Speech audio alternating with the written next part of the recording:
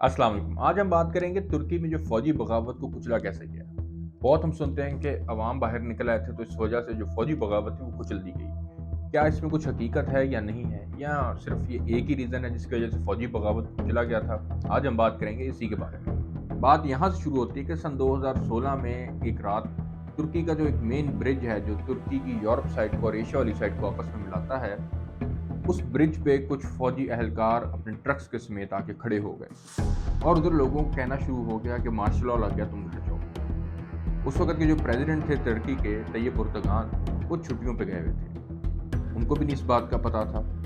असल माजरा ये हुआ कि ये मार्शल लॉ जो लगना था ये उस दिन से 4 दिन बाद लगना था, लेकिन ये बात फौज के अंदर लीक होगी कि कुछ military officers martial law plan कर रहे हैं, तो उनको ये 4 दिन पहले लगाना था। जब ये उन्होंने मार्शल लॉ लगाया तो उसमें मसला ये हुआ कि ये वेल प्लान नहीं था। होता ये है कि जब भी आप मार्शल लॉ लगता है, आप देखते हैं तो सबसे पहले प्रेसिडेंशियल हाउस पे जाके कब्जा किया जाता है या प्राइम मिनिस्टर हाउस पे।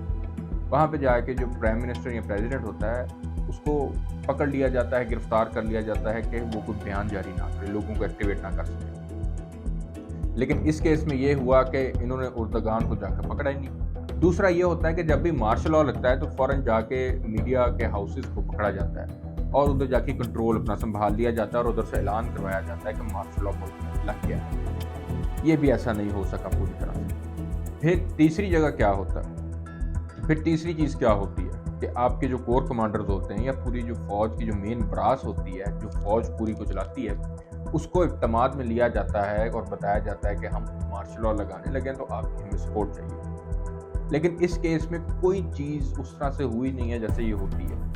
अब इसमें देखें पहली चीज़ में क्या मसला है, जो उर्दगान थे वो फ्री थे, उनको किसी ने पकड़ा ही नहीं। तो उसकी वजह से क्या हुआ कि वो एक मीडिया चैनल पे आए और उन्होंने आके उधर लोगों को कहा कि आप लोग बाहर निकलें, जिसकी वजह से लोग बाहर निकलना शुरू हुए। पहली गलती ये थी। दूसरी चीज़ क्या हुई, दूसरी चीज़ इसमें ये हुई कि जो मीडिया चैनल थे उन पर प्रॉपर कब्जा नहीं किया गया और जो किया गया उससे इतना रिपोर्ट नहीं की गई। एक चैनल के थ्रू बताया गया कि मार्शल लॉ लगा, लेकिन बाकी चैनल फ्री थे, वो भी काम कर रहे थे सही।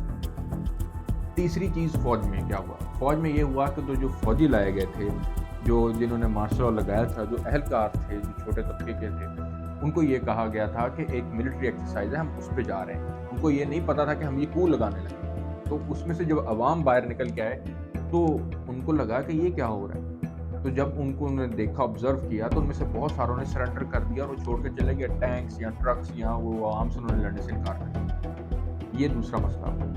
अब इस पूरे सीन में क्या हुआ कि कुछ जनरल्स का ये मंसूबा था सारा, जिन्होंने ये बनाया था। अब उन्होंने इसको एग्जीक्यूट करने के लिए जो उधर के नेवल चीफ्स उनको गिरफ्तार कर दिया क्योंकि वो साथ नहीं मिल रहे थे। इस तरह चेयरमैन जॉइंट जो उधर थे उनको भी गिरफ्तार किया गया और बहुत सारे जनरल्स को गिरफ्तार किया गया। इसमें छोटा सा हिस्सा एयरफोर्स का था।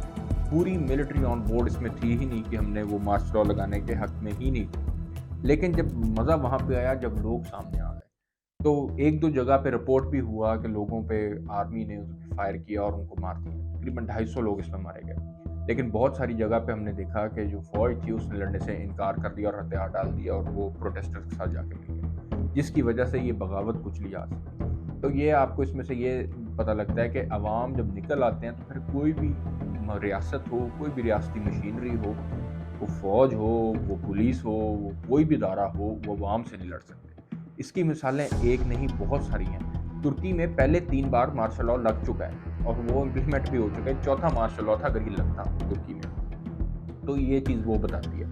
इसी तरह पाकिस्तान में भी बहुत सारी बार जो इस तरह की मार्शल लॉ थे जो लगाने की कोशिश की गई फ़ौज के एक छोटे ग्रुप में, वो भी पाकिस्तान में भी केसेस मौजूद हैं कि वो कामयाब ही नहीं हो सके। वो इसी नहीं कामयाब हो सके कि फ़ौज के अंदर से ही पकड़ लिए गए, अवाम तक वो बात आई नहीं प्रॉपर तरीके से। तो इस तरह की मिसालें हिस्ट्री में बहुत सारी मौजूद हैं। लेकिन इसमें मेन जो सबक है वो यही है कि जब अवाम खड़े हो जाएँ तो फिर अवाम के आगे कुछ नहीं होता। उसकी वजह ये होती है कि जो आगे काम कर रहे होते हैं, मेन जो एग्जीक्यूशन कर रहे होते हैं, जो ग्राउंड पे लोग होते हैं, वो अवाम में से होते हैं। तो कोई नौकरी पेशा है, किसी का भाई है, किसी का बहन है, इस तरह का ही चक्कर होता है। तो वो जब देखते हैं कि तो हमारे लोग हमारे सामने आ गए, तो उनको फिर होता है कि हम इन पे कैसे फायर करेंगे।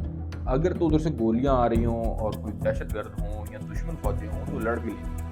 लेकिन जब उनको ये होगा कि ये तो हमारे लोग हैं, ये तो हम में से हैं, तो फिर वो हथियार खड़े कर देते हैं, वो लड़ते नहीं। तो ये चीज़ होती है अवाम की पावर। जब अवाम एक बार निकल आए तो फिर सारे जो एलिमेंट्स होते हैं वो साथ मिलने लग जाते हैं। हम लोग इस चक्कर में बैठे रहते हैं कि ये लोग कुछ कर लें पहले। ये कभी भी ऐसे नहीं होता कि अंदर से कुछ हो जाए। अगर अंदर से होगा तो वो एक फ़र्द को मार दिया जाएगा या इस तरह का कोई चक्कर हो जाएगा।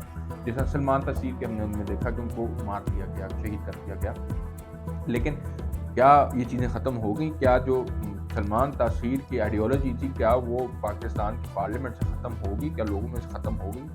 कभी भी नहीं हुई। इसलिए ये होता है कि लोग जब बाहर निकलते हैं तो वो फिर आइडियोलॉजी के ख़िलाफ़ निकलते हैं, वो एक फ़र्द के ख़िलाफ़ नहीं निकलते। तो फिर उस आइडियोलॉजी को क्वैश किया जाता है। जो अगला बंदा आता है उसको पता होता है कि अगर मैं इस बंदे की राह पे चला तो मेरा हाल भी वही होगा जो मेरे से पहले वाले का हुआ था। लोग निकल आएंगे, लोगों में एक्सेप्टेबिलिटी नहीं है इस चीज़ की। तो इसमें ये समझना ज़रूरी होता है। और अगर एक बंदा कुछ कर भी दे, सारे कॉन्सिक्वेंसेस उसको फेस करने पड़ेंगे।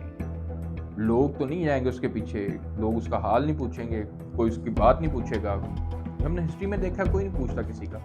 आज आप देखें कि पाकिस्तान की आज़ादी के जितने रहनुमा थे जो पहले शहीद हो गए, उनमें से किसी को कौन जानता? कोई भी नहीं जानता। सिर्फ हम कायद आज़म मोहम्मद अली जिन्ना को जानते हैं या डॉक्टर अल्लामा इकबाल को, इस तरह 2-3 लोगों को और जानते हैं। तो ये फ़र्क होता है जो अवाम के निकलने में और एक इंडिविजुअल के एक्ट में।